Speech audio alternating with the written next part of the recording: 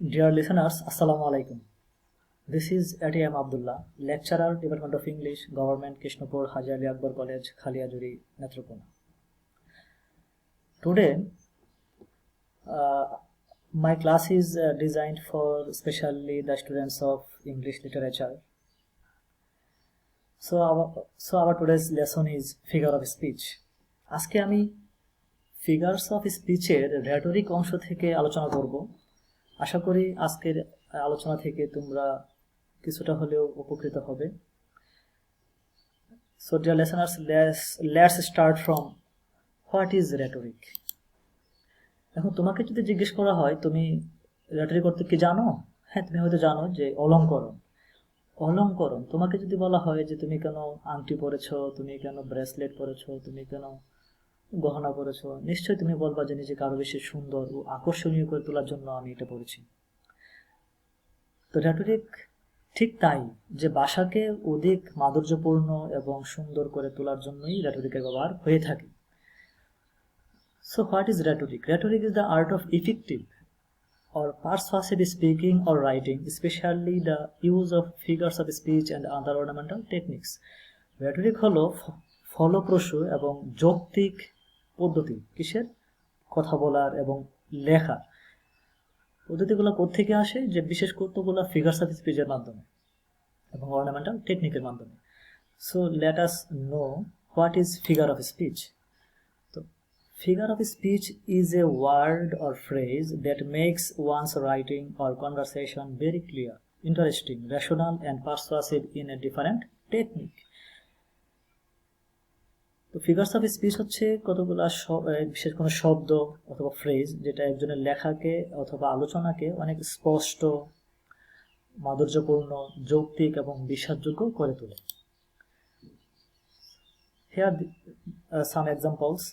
Rani is like a rose. Rani গোলাপের মতোই। This is also a figure of speech, what is called simile. The girl is pretty ugly. মেয়েটা অসম্ভব সুন্দর। মানে এখানে সুন্দরতা না, অবশ্যই যে এখানে হচ্ছে যে সুন্দরতম কুৎসিত, ভাষা সুন্দর করে তোলার জন্য জাস্ট এখানে এটা ব্যবহার করা হয়েছে figures of speech. It has been raining cats and dogs. Dear students, you know cats and dogs is an idiom. এটা অর্থ হচ্ছে মুষলধারে।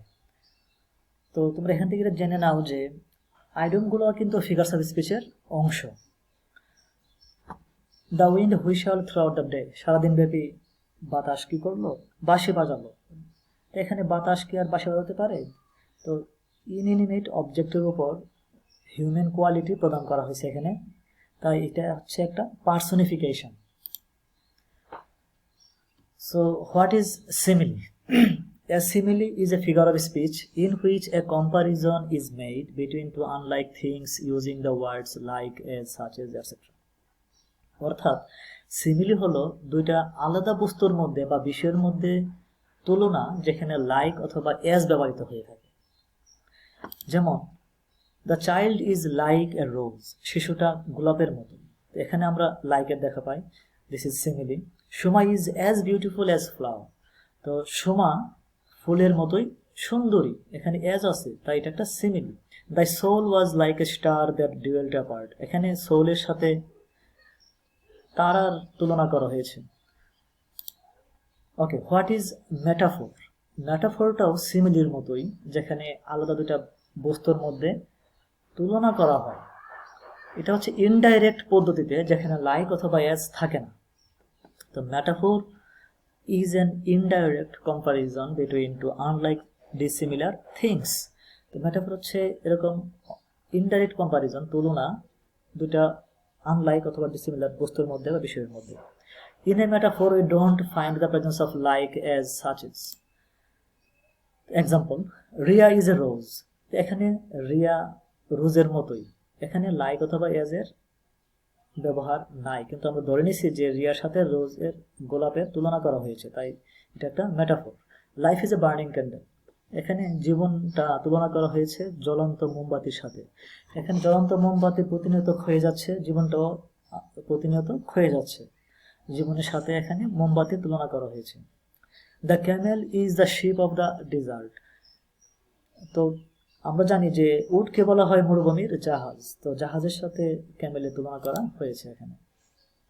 তো হোয়াট ইজ ক্লাইম্যাক্স? ক্লাইম্যাক্স হচ্ছে প্রতিটা একটার পর একটা ওয়ার্ড আসে আমরা জানি সেন্টেন্সে, তো প্রতিটা ওয়ার্ডে যে গুরুত্ব ক্রমাগত উপরের দিকে উঠতে থাকবে। যখন চূড়ান্ত পর্যায়ে কোনো একটা ঘটনা পৌঁছে যাবে তখন এটা হচ্ছে ক্লাইম্যাক্স। যেমন a figure of speech in which the intensity, what do mean by intensity? This is তীব্রতা। তাহলে ফিগার অফ স্পিচ হচ্ছে এমন একটা ক্লাইম্যাক্স যেটা তীব্রতা বেড়ে যায় চিন্তার অথবা ইমোশনের গ্রাজুয়ালি ইনক্রিজেস, যেটা and each successive words or phrases, প্রতিটা শব্দে অথবা ফ্রেজে গুরুত্ব বেড়ে যাবে, এটা হচ্ছে ক্লাইম্যাক্স। যেমন I came, I saw, I conquered, আসলাম, দেখলাম এবং জয় করে ফেললাম, this is climax. She dreamed of having a maid, a car and house, সে একটা চাকরের, একটা বাড়ির এবং একটা গাড়ির এবং একটা বাড়ির স্বপ্ন দেখেছিল। এরকমভাবে প্রতিটা সাকসেসিভ ওয়ার্ডে গুরুত্ব বেড়ে গেছে। নিশ্চয় চাকরির চেয়ে গাড়ির দাম বেশি এবং একটা গাড়ির চেয়ে একটা বাড়ির দাম বেশি। This is why this is climax. What is anti climax? Anti ক্লাইম্যাক্সটাও ক্লাইম্যাক্সের মতোই প্রতিটা ওয়ার্ডে গুরুত্ব বাড়তে থাকবে। একসময় চূড়ান্ত পর্যায়ে যাওয়ার পর সেখান থেকে পরে যাবে, অর্থাৎ গুরুত্ব কমে যাবে। যেমন a figure of speech in which we find a disappointed end to an exciting or impressive series of events, যে এটা হচ্ছে এমন একটা ফিগার্স অফ স্পিচ যেখানে আমরা হতাশাজনক শেষ পাই আর কি, পরিণতি পাই, বিশেষ করে এক্সাইটিং অর ইমপ্রেসিভ ঘটনার মধ্যে হঠাৎ করে নিচের দিকে নেমে আসা। যেমন I will buy A car, a house and aeroplane and a lipstick, যে আমি একটা গাড়ি কিনবো, আমি একটা বাড়ি কিনবো, আমি একটা এরোপ্লেন কিনবো, এই পর্যন্ত গুরুত্ব বাড়তেই ছিল, হঠাৎ করে চলে আসলো যে আমি একটা লিপস্টিক কিনবো। তো this is anti climax. Now hyperbole. What is hyperbole? A figure of speech that uses exaggeration to express a strong emotion, to make a point or to evoke humor. অর্থাৎ হাইপারবোল হলো কোনো ভাষাকে অতিরঞ্জিত করে ফেলা, অর্থাৎ কোনো কথাকে গুরুত্ব আরোপ করার জন্য অতিরঞ্জিত করে ফেলা। এটা মূলত হাসি ঠাট্টার জন্য ইউজ করা হয়ে থাকে। তো এ ফিগার অফ স্পিচ যেখানে ইবুক সৃষ্টি করে, হিউমার সৃষ্টি করে। যেমন your eyes are brighter than the sun, যে তোমার চোখগুলা সূর্যের চেয়ে উজ্জ্বল, এটা অনেক বাড়িয়ে বলা এবং এটা হচ্ছে একটা hyperbole. 10,000 saw I at a glance, আমি এক পলকে 10,000 দেখেছিলাম। এটা আমরা জানি যে উইলিয়াম ওয়ার্ডসওয়ার্থের I wandered lonely as a cloud কবিতার একটা লাইন, যেখানে এক পলকে 10,000 ডেফোডিল ফুল কবি দেখেছিলেন। ইজ ইট পসিবল এক পলকে 10,000 ফুল দেখা বা কাউন্ট করা? So this is hyperbole. I am so tired I could sleep for year, আমি খুবই ক্লান্ত, যেখানে স্লিপ ফর ইয়ার, কেউ কি 1 বছর ধরে ঘুমাতে পারে? This is hyperbole. হাইপারব্যাটন। তো what is hyperbaton? Hyperbaton means grammatical disorder. কবিরা অনেক সময় ছন্দের মিলের জন্য গ্রামারকে পাশে রেখে দেন, অর্থাৎ গ্রামারকে তোয়াক্কা না করে নিজের মতো করে সেন্টেন্স তৈরি করে ফেলেন।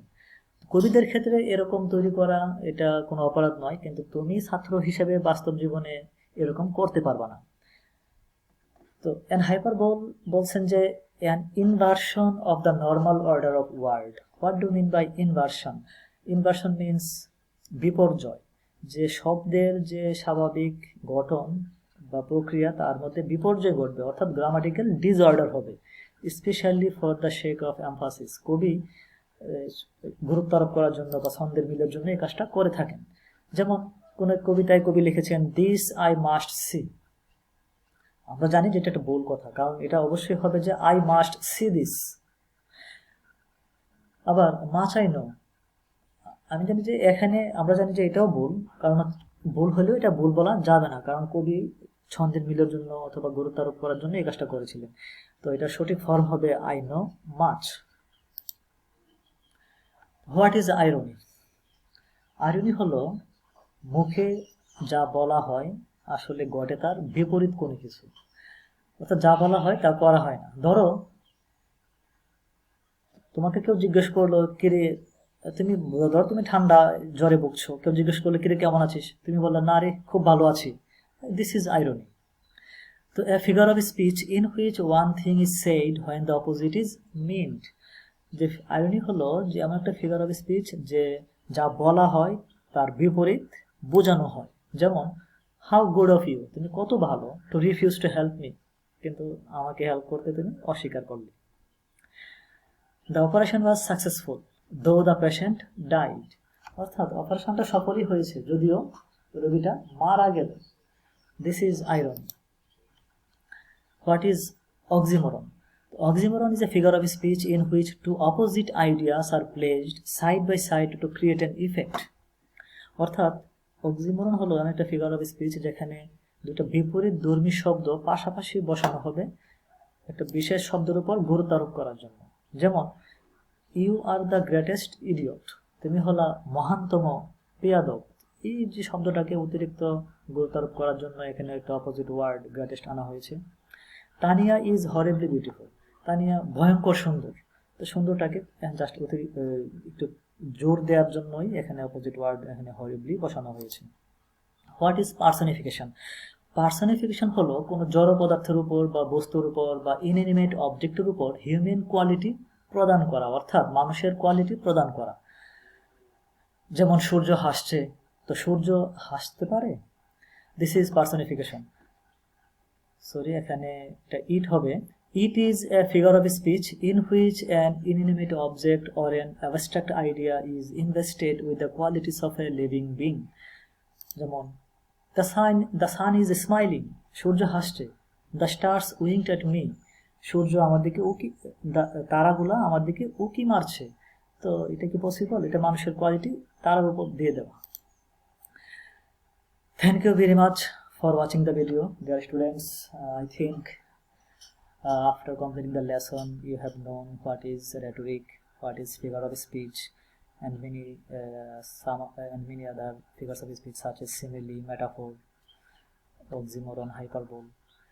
তো আশা করি তোমাদের কিছুটা হলেও এটা উপকারে আসবে ইনশাল্লাহ। নেক্সট ভিডিওতে আমি তোমাদের জন্য বাকি যেসব ফিগার্স অফ স্পিচ রয়ে গেছে তা নিয়ে আলোচনা করব। সে পর্যন্ত সবাই ভালো থাকো। আল্লাহ হাফেজ।